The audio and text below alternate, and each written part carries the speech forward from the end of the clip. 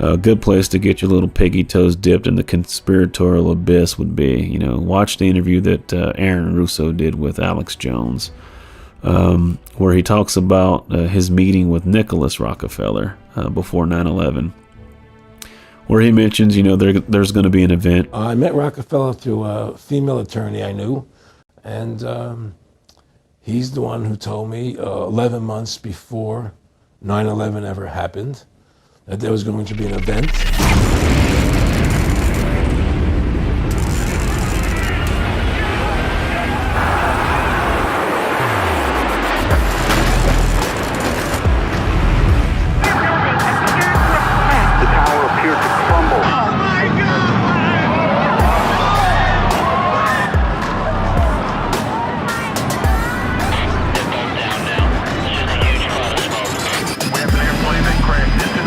And after this event, we would go to Afghanistan and secure the Caspian Sea oil. And out of that event, we would invade Afghanistan. The United States military has begun strikes against Al-Qaeda terrorist training camps. Missile barrage lands on Afghanistan. To run pipelines from the Caspian Sea.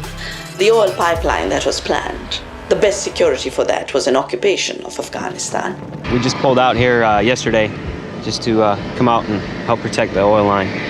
In a tank? In a tank. Then we were going to invade Iraq. We were going to invade Iraq. We're in the early stages of military operations to disarm Iraq. The attack came in waves, cruise missiles, followed by the F-117 stealth bombers. It had been planned for months, and now one day after that first airstrike, the Pentagon's shock and awe campaign was underway. The idea to blitz the capital with bombs, to stun the Iraqis into a quick surrender. This is the beginning of the shock and awe campaign. According to one official, this is going to be the entire 9 yards. It was a breathtaking display of firepower. And the Pentagon says, we ain't seen nothing yet. Then we would establish a permanent military footprint in the Middle East. Take over the oil fields, establish a base in the Middle East. We have Kuwait, we have Fifth Fleet in Bahrain, we have a nice base in Qatar, but it's a little too far south. And what do we have? We have 4 bases in Iraq. Beautiful bases. We can hit Syria, we can hit Iran, we can keep tabs on Afghanistan. There's all kinds of things we can do from those bases. We're going to make all of that a part of the New World Order. And make it all part of the New World Order. Our 5th objective, a new world order can emerge. The New World Order. We needed a New World Order. A new world order. New world order. Build a New World Order. Novus Order Seclorum. A new order. For the centuries, for the ages. About a new world order. The New World Order is another step towards the global management of our planet. The creation of a new world order, financial world order. When really a new world order can be created, it's a great opportunity. A new world order. Creating the kind of world order that I think all of us would like to see. And a new world order. Let us reorder this world around us. Calling for a new world order. What does a new world order mean for countries like ours? When we are successful, and we will be. Soldiers will be looking in caves in Afghanistan and Pakistan trying to find these terrorists. He was telling me how you're going to see soldiers looking in caves for people in Afghanistan and Pakistan and all these places. Right. But there's no real enemy. It's a war on an idea. And there's going to be this war on terror, which is no real enemy. And the whole thing is a giant hoax. The fear generated by 9/11, the fear of terrorist networks, has to be transferred to Iraq. That is, the American people have to learn to be as afraid of Saddam Hussein as they are of Osama bin Laden. They concentrated on preparing this storyline. It's day 4 of the Bush team's full court press, giving speech after speech after speech. It was clear that Iraq did not have a nuclear weapons program, but over and over again, President Bush, Secretary of Defense Rumsfeld, particularly Vice President Cheney, but also National Security Advisor Condi Rice, drummed up the idea of a reconstituted nuclear capability. With weapons of mass destruction. Weapons of mass destruction. Weapons of mass death. Has resumed his efforts to acquire nuclear weapons. Develop nuclear weapons. Nuclear weapons. Someone is waiting for a so-called smoking gun. We don't want the smoking gun to be a mushroom cloud. the smoking gun that could come in the form of a mushroom cloud. When there is a smoking gun or a mushroom cloud, we have waited too long. We cannot wait for the smoking gun. The gun smokes only after it is fired. A gun smokes after it's been fired. That smoking gun would be a smoking city. And the smoke of a nuclear blast would mean that we are too late. The threat posed by Iraq grows with each passing day. Danger that grows every day. Each day that goes by, he becomes more dangerous, more diabolical. Every day, Saddam Hussein grows stronger. His capabilities become better. Every day, Saddam Hussein builds more chemical and biological weapons. The longer we wait, the more dangerous he becomes. It was clear that Iraq did not have a nuclear weapons program. Iraq has never had the capability to do that. They didn't have it in the first Gulf War. They didn't have it in this war in Iraq. And they don't have it in any way of getting it in the future. Iraq had to be invaded because it was the first step in going toward American empire. The major reason to take Iraq was a display of imperial power, but to show Europe and the Far Eastern Bloc, China and the Koreans, who was master. To make it so apparent and so overwhelming at the very outset of potential military operations that the adversary quickly realizes that there is no real alternative here other than to fight and die or to give up. What will follow will not be a repeat of any other conflict. It will be of a force and scope and scale that has been beyond what has been seen before. I want to know what you're going to do for us. What am I going to do for you? Well, first thing I'm going to do for you is I'm going to upgrade your software, and then secondly, I think I should slap a paint. Talking about firepower. Were you talking to the right guy? Bombs on target, real-time battle management. That's what we're about, and that's what we are able to deliver. He talks about, how the war on terror is a joke. He says, there's going to be war on terror, and he's just laughing. There's no, who are we fighting? I mean, why do you think 9/11 happened? And then nothing's happened since then. Yeah, there's a war going on in Iraq because we invaded Iraq.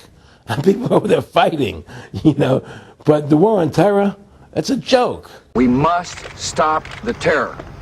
I call upon all nations to do everything they can to stop these terrorist killers. Thank you. Now watch this drive. Those weapons of mass destruction got to be somewhere. The American death toll has reached at least 4,000, leaving pools of blood on neighborhood streets. Nope, no weapons over there. I keep asking the questions of why and how. Does this incident even have a purpose? The war on terror is, you can't distinguish between Al-Qaeda and Saddam when you talk about the war on terror. Any country on the face of the earth with an active intelligence program knows that Iraq has weapons of mass destruction. It appears that there were not weapons of mass destruction there. You said you knew where they were. I did not. We know where they are. They're in the area around Tikrit and Baghdad and east, west, south, and north. There is no doubt that Saddam Hussein now has weapons of mass destruction. You have said in the past that it was, quote, pretty well confirmed. No, I never said that. Okay. I think that is... No, it's absolutely not. What I said was, it's been pretty well confirmed. What did Iraq have to do with what? The attack on the World Trade Center. Nothing. The interesting thing to me about the pre-war intelligence is clearly it was wrong. Every statement I make today is backed up by sources, solid sources. No one in our circles knew that there were doubts and suspicions that this might be a forgery. Yes, the answer to the question, Madam Secretary, is that in fact there were contrary reports. No one in our circles knew that there were doubts and suspicions that this might be a forgery.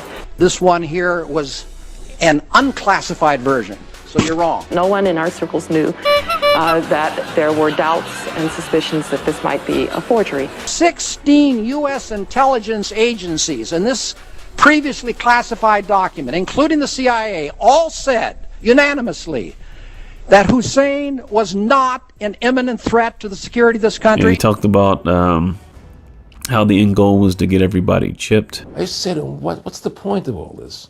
You have all the money in the world you need. You have all the power you need. What's the point? What's the end goal? And he said the end goal is to get everybody chipped. The latest office innovation is a microchip implanted in the skin. This is the first American company to ever try this. So what are they tracking, and would you say yes if your boss asked you to do the same? Yeah, I would do it. You will be chipped. It's just a matter of time. Using public transport, getting access to buildings and paying for coffee is now as simple as a touch of your hand. Thanks to some special implants. Here's an x-ray of her hands. Hannah's getting an electronic chip implanted into her hand. 3 Square Market announced its plans to install rice-sized microchips in its employees. I mean, he talked about, how they want to, control the world. This whole idea of the bankers and the elite want to rule the world, to convince everybody that, socialism is capitalism. To control the whole society. To have the bankers, the elite people, the bankers and some governor controlling the world. Most of them believe they're doing the right thing. Or you make this progression from, democracy to democratic republic to democratic socialism. A lot of them believe it's better off being socialistic. We have to convince people that socialism is really capitalism. You've heard the phrase a lot lately, democratic socialist. So what is democratic socialism? What is democratic socialism? What is that? What is democratic socialism? Democratic socialism is your kid's public school. I grew up in Canada, okay? We have socialized medicine. So this is where you scream, but he's a socialist! It's suddenly very common on the left. Bernie Sanders has called himself a democratic socialist. Democratic socialism to communism to totalitarianism. And this is giving me straight from Rockefeller himself. This is what they want to accomplish. And that the whole agenda is to create a world government. The whole agenda is to create a one world government. Ladies and gentlemen, thank you for inviting me to speak at this impressive gathering for the World Government Summit. The next step would be to move to a cashless society, moving all monies and, to a microchip system. Where everybody has an RFID chip implanted in them, right? There'll be no more cash. Paying without cash is fast becoming the norm.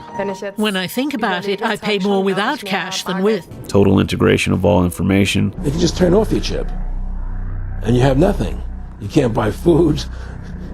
Total subjugation of all human populations. It's total control of the people. And that chip's connected to a database that has your purchasing records, what you do, Everything is in there, And so they want a one world government, controlled by them, everybody being chipped, all your money in those chips, and they control the chips, and they control people, and you become a slave, you become a serf to these people. That's their goal, that's their intention.